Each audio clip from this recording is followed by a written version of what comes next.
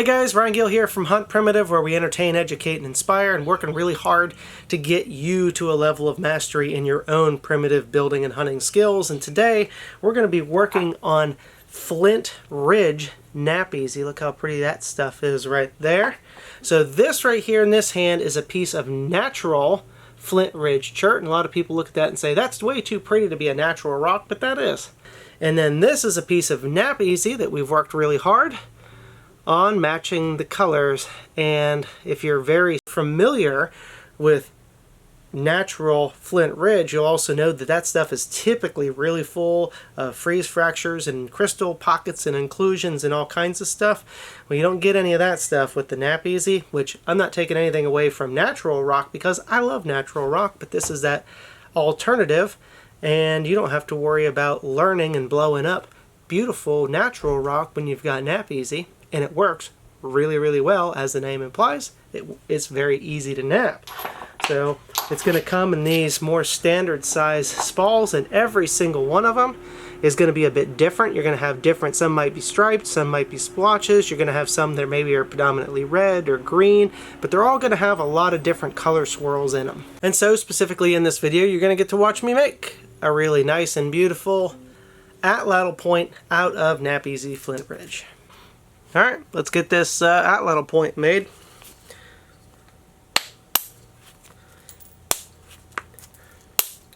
That KnapEasy just works real easy. Remember, nice light taps. If you've watched the other videos about working the KnapEasy, you don't, if you go hammering on it, you're hitting it too hard. It naps easy. Very easy. Nice and slick. Now, sometimes with this new Flint Ridge color too, just the way that it's made, you may possibly encounter a couple more small air bubbles than normal, but not always. And the pieces I've worked thus far, it hasn't been a problem, but it is possible, so just know that going into it. Now again, you watch the other KnapEasy napping videos, you'll see that the bottom side is kind of concave, so you're not trying to drive all the way across it, you're just trying to drive into the center until you slowly erase this concavity.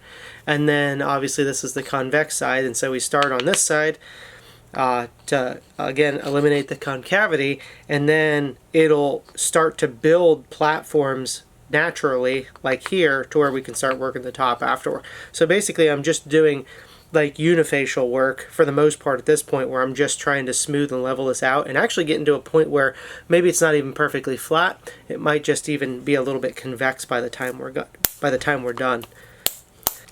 This piece, at least on this, and actually has quite a bit of the red in it. So here's one of those little air bubbles I was telling you about. They're usually not a big deal. They're not. You're not gonna really find much bigger than that. Kind of a pinhole. You might get one here or there. Typically not a big deal. And actually, if you know very much about like natural Flint Ridge rock, it tends to have a ton of like crystal pockets and inclusions and freeze fractures, so that stuff's really hard to work. It always seems to be the trade-off, right? You end up getting pretty material and it's got other issues. So even in the grand scheme of things, a little tiny air pocket once in a while, you're getting off pretty easy for such a pretty material. So, and most people look at this too and be like, oh, it's just this weird man-made rainbow rock. There's nothing natural that looks like that. Instead, if you know anything about Flint Ridge, you know that it's a very, very pretty rock. There's some of it that's not, but there's a lot of it that's got a lot of color to it. And so mostly there's like a little ridge right here, and I'm not too worried about getting that perfect. Actually, I might abrade and take another row off there. I changed my mind. I am. I was going to say I'm going to start working this platform up, but I changed my mind. I'm just going to abrade and run some more off this side, just because my platforms were not pushed over to this side as far as I wanted them yet, so I might as well continue to take off the bottom and clean it up a little bit more. Here we go. Air pocket's already almost completely out. About one more hit there, and air pocket's gone. There we go. This one's actually got like a tremendous amount of color so far. Every one of these is going to be a little bit different. I said some of them you're going to have more striping, some you're going to have more blotching, some might be predominantly red, predominantly green. You know, not solid colors, but it's kind of like the real rock in that sense is you can't just plan out where they're all going to be. Some of them, like I said, are going to be really heavily streaked. This one's really heavily streaked. It's got quite a bit of the white and the orange streaks with the red over here and more greens back here. But we'll see, again, how some of it looks even on this side when you start to work it. So every piece is going to be different. And oftentimes you're not going to know until you really get in it. So I just flopped it over and ran that first thin and flake on the back. That's some pretty stuff there. Nice little yellow spot in the middle of that. Looks like there's like a yellow vein in the middle of it. Yep, just a couple nice strategic hits and you can really run some beautiful flakes. Lots of abrading, nice firm but gentle taps for the most part. I like to also thin off this back, this base. Usually this ends up being the base of the point. I like to thin that off relatively early just so you don't have as much end shock. But man, look at the pretty little bullseye that kind of made in there. Pretty stuff. But making an atlatl point or a spear point, I want this to be a little bit more robust than an arrowhead. So just because the amount of pressure and even torque as far as when it goes into something and you got the weight of the spear shaft that often torques down on it, or if you do miss and hit the ground, having a super thin point or a really needle sharp tip often lends to breaking that point. And while that stuff is really important on arrow points, because the arrows don't have nearly the same torque because they don't have the same weight, but they don't have the same penetrative power in general. So you need to have the really thin point, that really sharp tip on it to be able to get the penetration into an animal. Whereas the atlatl, you can get away with, and actually it's preferred to have something that's not like crazy thin and crazy needle sharp tip. Obviously they work, but your chances of breaking that are pretty significant. There's nice pretty colors in that thing. That's a nice pretty side there.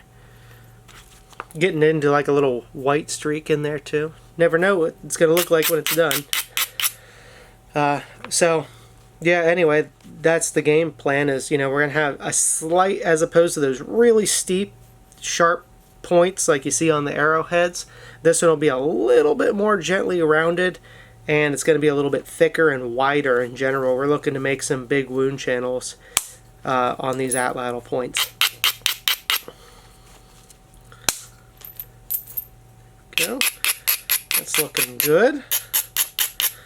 And of course, remember, if it happens to be your very first time to the channel and I'm not necessarily explaining all the basics of it, we have the Flint Knapping for Beginners video, which has helped a tremendous amount of people learn to flint knap. And so I always throw a thumbnail up on the screen so you know what to look for, but just type in the search bar, you know, after this video, or if you want to learn more about it in general, type in Hunt Primitive Flint Knapping for Beginners and look for that thumbnail.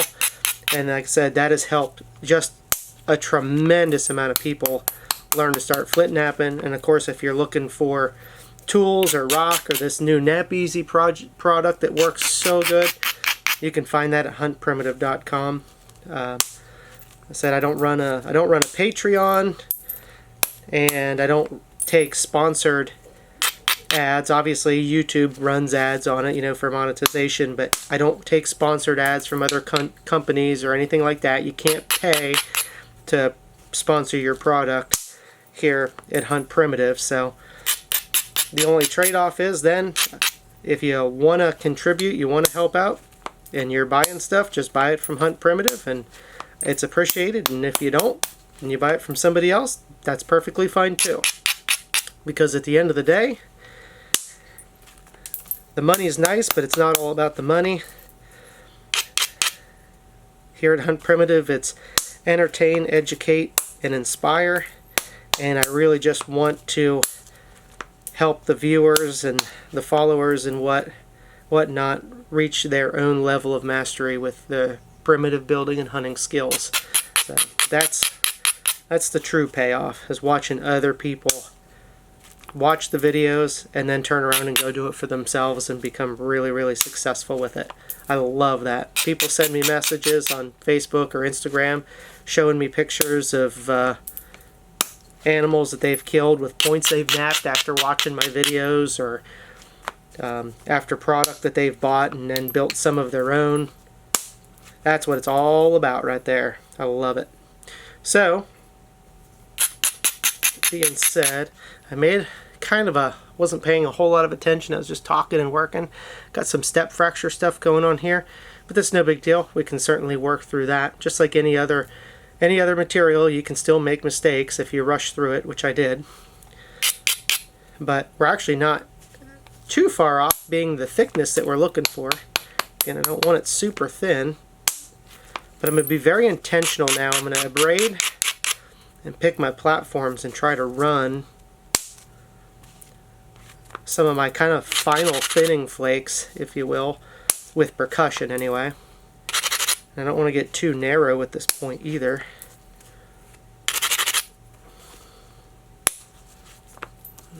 Pretty good.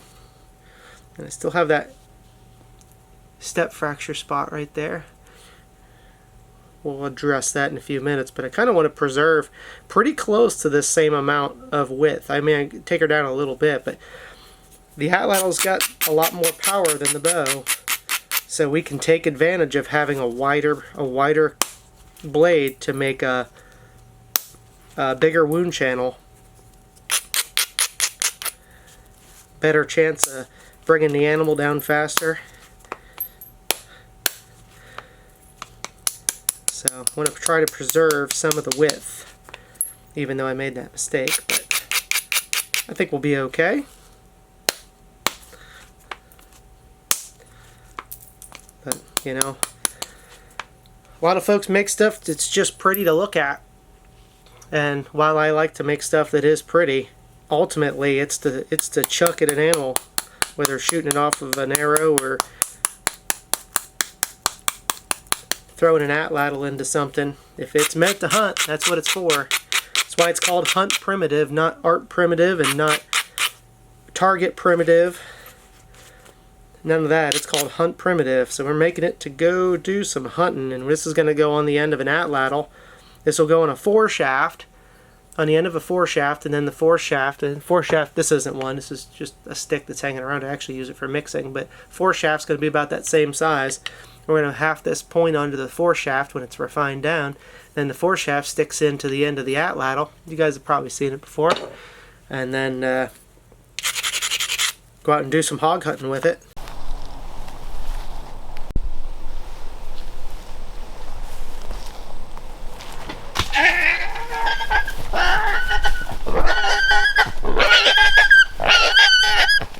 Pulled another 4-shaft out to put down through her lungs, so that worked out pretty good.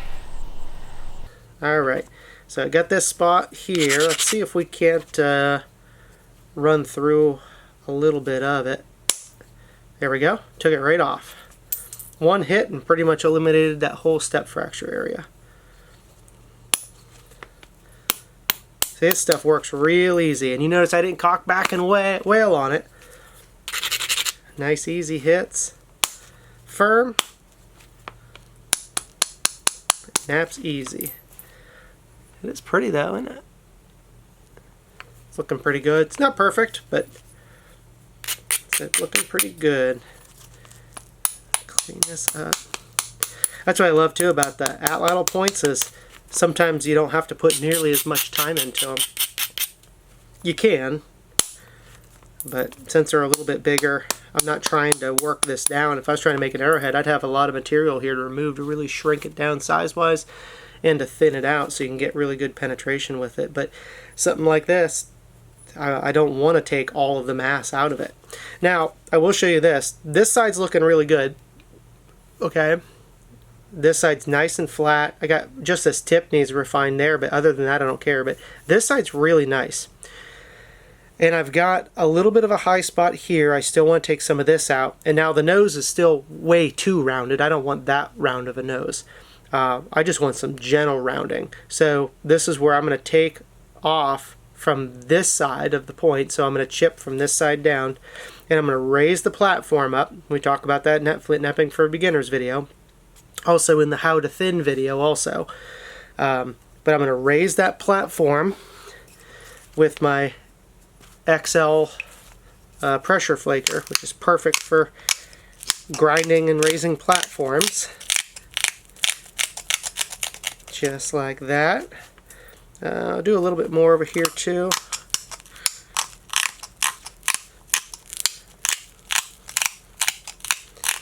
Hopefully there's some more of that pretty white streaking that's in there, because I hate that we're going to nap that out, but you never know where the color is going to be. That's why everyone's going to be different, just like real rock. I mean, it is essentially, I mean, it's just a man-made rock. It's all natural. That's a nice one. It's just made in a controlled way so we can guarantee the quality of it. And it is good quality material. Come on, I need a little bit better one than that. There we go. That's good. Maybe one more.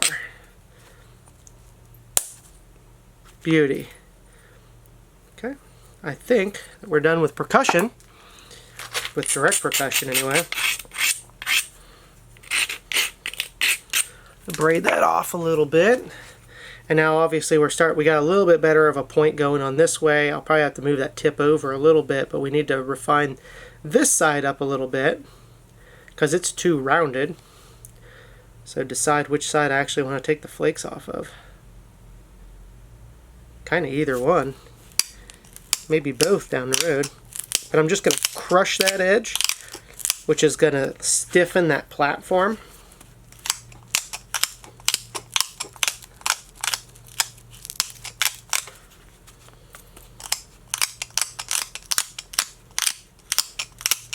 Kind of crushing it in shape a little bit, and that is going to thicken up the overall edge. In fact, now that we did that, I might take another couple direct percussion hits. I'm not positive.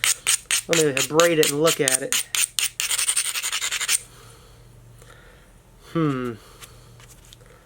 Yeah, I think just a couple.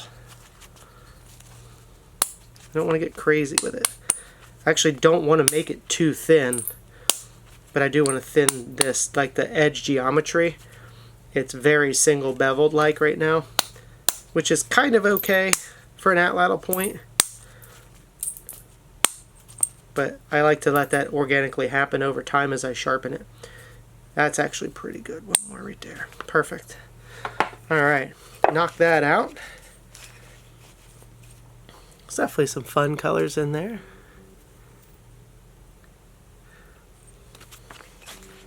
Alright, let's put that up. Now we'll switch to indirect percussion. So I'm going to braid and really doll up. And of course that's really important, you know. Guys that are new into it, don't forget to braid. That gets rid of all that loose material, like sharp edge material that breaks really easily when you take a hit off of it. So braiding strengthens your platform so that you can drive flakes further. So it's very important. Now, although I do want to do some indirect, I do not want to go too thin on this point. So intentionally not trying to go super thin. So as I'm picking my platforms, a lot of times I've told you guys when I'm doing it, I'm going to set the bit just on top of my platform, and I'm going to have it level and then tilt it back just a tiny bit. And that's how we're going to get the best flakes off of this. Whoop. There we go. That one ran pretty good. And I'm intentionally not putting very much back pitch on it like this at all, because I'm not trying to run big flakes over center. We're already about the thickness that I want for an atlatl point, so I'm not trying to actually thin it. I'm just trying to make this edge geometry just a little bit tighter. And right now, I mean, it's pretty darn good. Just a little bit of cleanup with indirect percussion really helps out. And then we're going to be corner notching this one as well. So it's definitely going to have that more archaic look to the point, kind of like a bowline would be if you were in the South, or something like a Big Sandy if you're in the Midwest. There we go. Take one right there off that base too. Perfect. That one we do want to kind of thin that one a little bit. Make it a little easier to haft when you thin that base out. Okay, that's looking pretty good. Maybe one or two more here. There we go. Just be careful, don't take too much. Looking nice. Alright. So I'm going to go back to the big pressure flaker.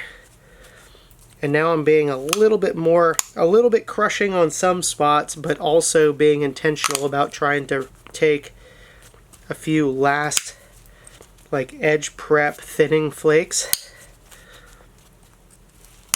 There we go. I'm gonna have to do a video here pretty soon, doing another one with all antler tools, showing you how it works on the KnapEasy. I know a lot of you guys like when I use all the antler stuff. Some of you guys prefer the copper just because that's what you typically work with, and then other guys like to see it all antler. And I need to do some antler knapping videos again here for you soon, because I know it's been a little while.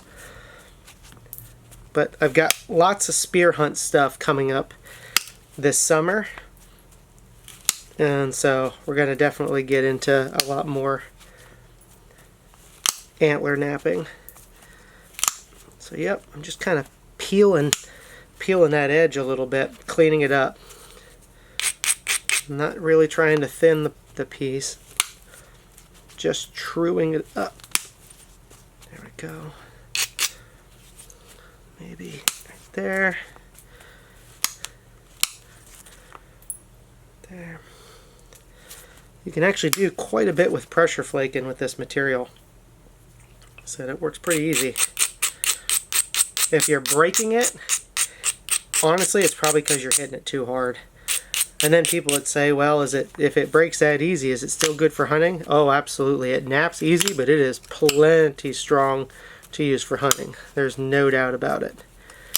It really is like a premium material.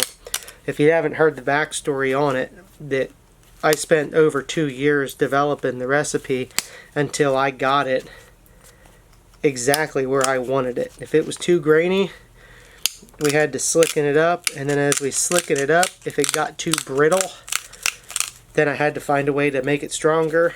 It had to knap really, really clean, but still be strong and sharp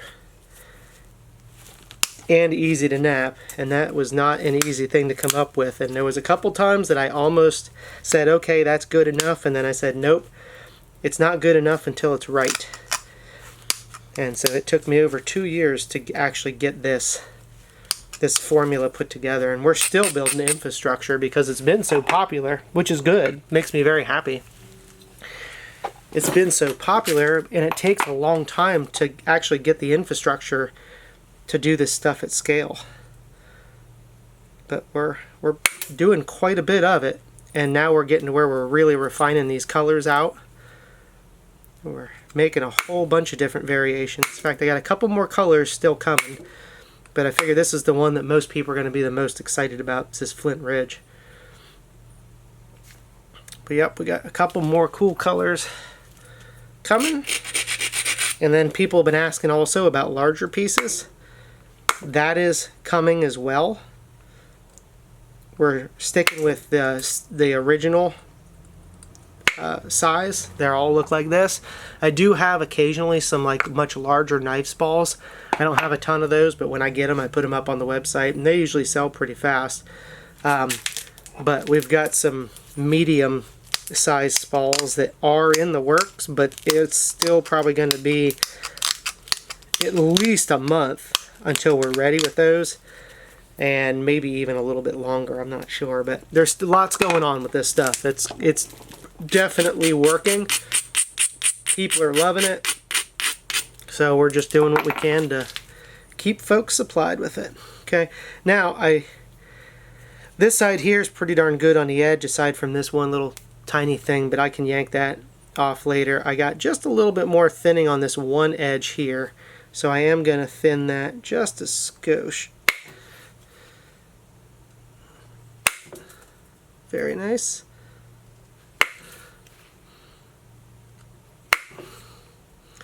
It probably doesn't need to be thinned out anymore. I mean, it definitely doesn't need to be thinned out, but it probably doesn't need to be refined out anymore. But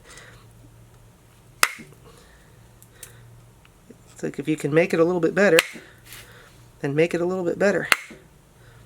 Okay, maybe one right there. There we go. Whoop. Getting close. Don't want to make it too thin. That's about as thin as I want that tip right there. Okay, put that up. So that's our overall bi-faced shape. Now we're going to do some corner notches on this, and then clean it up just a tiny bit, sharpen it, and we'll be good to go. So go ahead and take another pressure flaker here, a little bit thinner. And I'm not trying to do little thin notches either on these. I like to have them look more like an archaic style of atlatl point as opposed to real thin modern looking notches. So I'm kind of nibbling out a pretty sizable notch. I just like the way it looks. You can do it any way you want. Doesn't matter to me. If you want to put really thin little notches in yours, you can do whatever makes you happy. Just nibbling some of that away. Now as I get in here a little bit deeper on these notches, I am actually able to kind of build little stronger platforms. There we go. And then run a little bit better of a flake to thin that notch back out. So if you just nibble and try to blunt it, it's not going to go in very far. As I nibble, I try to stiffen the platform and take off a lot of that loose material, just like abrading. So it's like I'm just kind of abrading with the tip of my flaker, taking off all that little tiny stuff, and then I'm going to flip it over and I'm going to grab on that platform and then try to run a good flake there.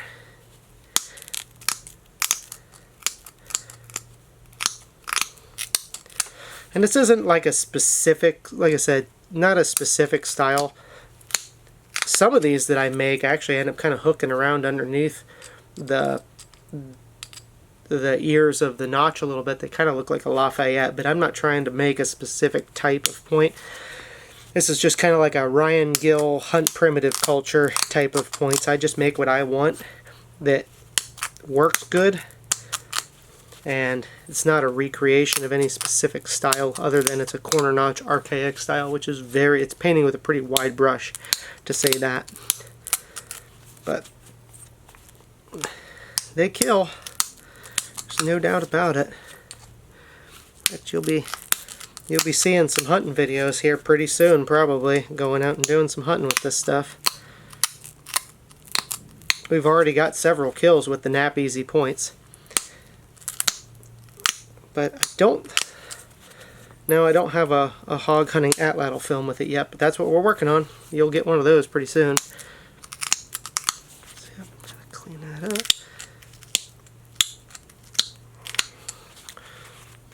Also remember, as you're pushing and making these notches, that you're not putting too much pressure on these back corner pieces, because I see a lot, you'll wrench down on them hard and then torque with this and you'll snap them right off.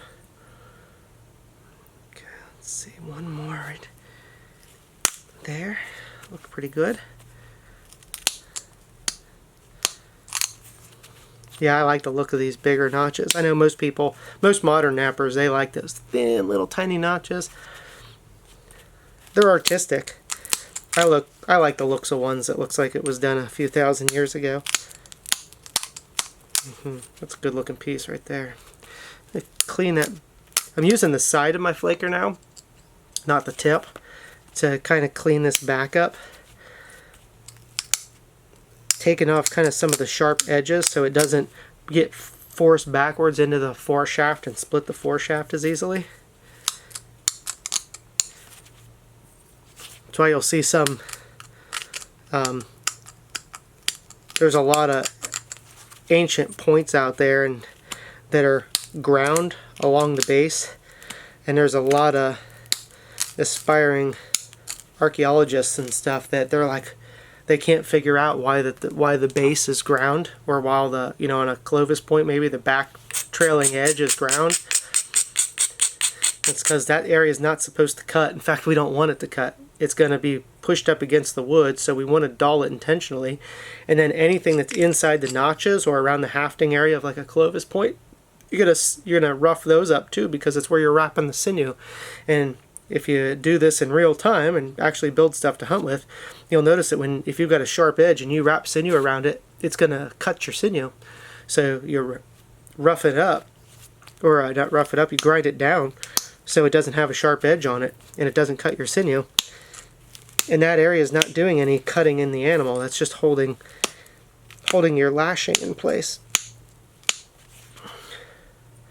So that's looking pretty good. I don't think I need to get any crazier. I don't want it to be super close between the notches, because if you do that, it's already kind of a weak point when you haft it here. A lot of times you'll see points that are snapped right here, and that's just because it was in the haft and it hit something and it had either torque when it went into the ground, and then the whole spear shaft just kind of lays and it snaps that piece off.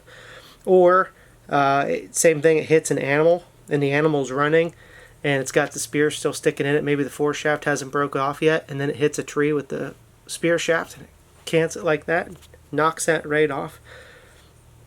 That's an easy way to understand how those snapped bases are. People, archaeologists and whatnot, look at that and they're like, oh, it looks like it was done intentionally, or why did it break there? And it's like, you gotta take the stuff out and actually use it, and then when you see it in real time, because you're spearing real animals with it, you see all these breaks and how it works, and then they start to make a lot more sense to you. And that's stuff you really can't get in a lab. You know, you gotta go out and you gotta get kinetic and go out and put some of this stuff into animals. And that's why I put so much of this information in my books, so they have it. But I'm often surprised at how many are anti using my books when the information's there. But I don't know. It said you can lead a horse to water, but you can't make him drink. So that's why I do the videos in the book. So whether it's academics or guys at home that are just enthusiasts and wanting to make their own stuff or study it or whatever, got a lot of information out there to help folks out, especially on ways how not to do it. I'm pretty good at that. I like to tell folks how not to do it because it doesn't work very well.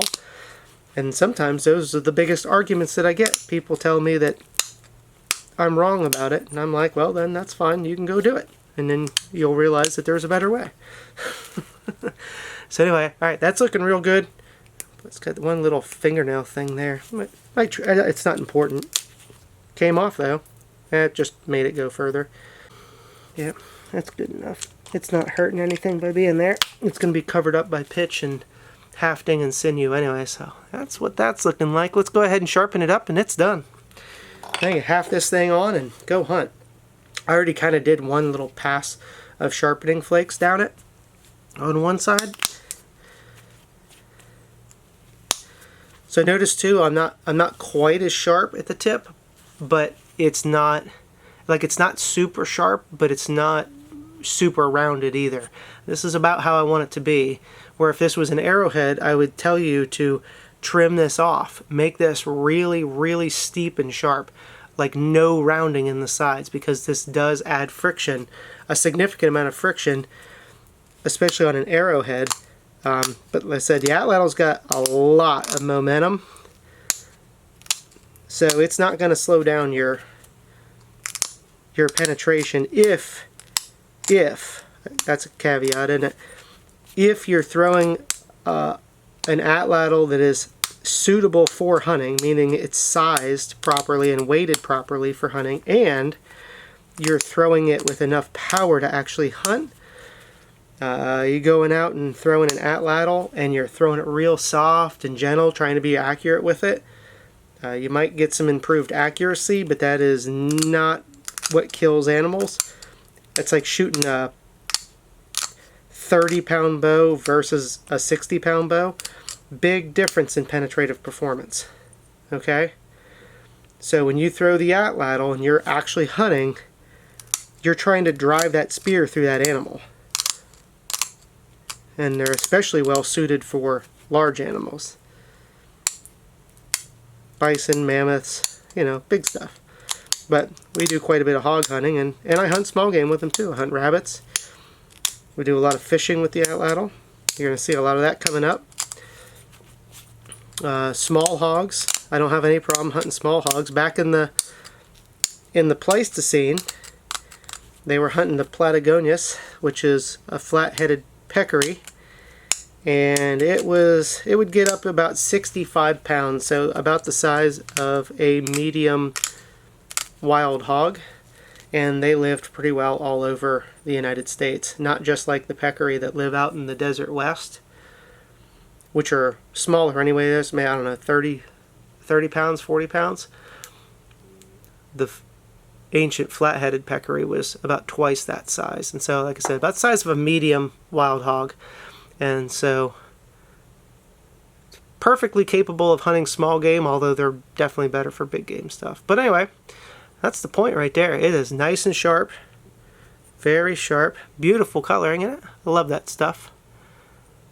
That's simple. Going to half that on, smooth up a transition on a foreshaft, go out and throw it at something. So again, if you like this rock here, that's the Flint Ridge. Looks just like, I'll throw up a picture on the screen too to show you that it's the one that the red arrow is pointing to.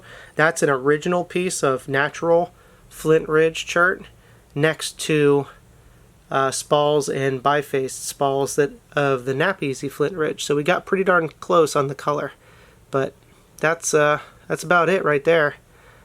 That's a great looking point. But if you want that stuff, it's available at huntprimitive.com. Hope you guys enjoyed the knap, and we'll catch you on the next one.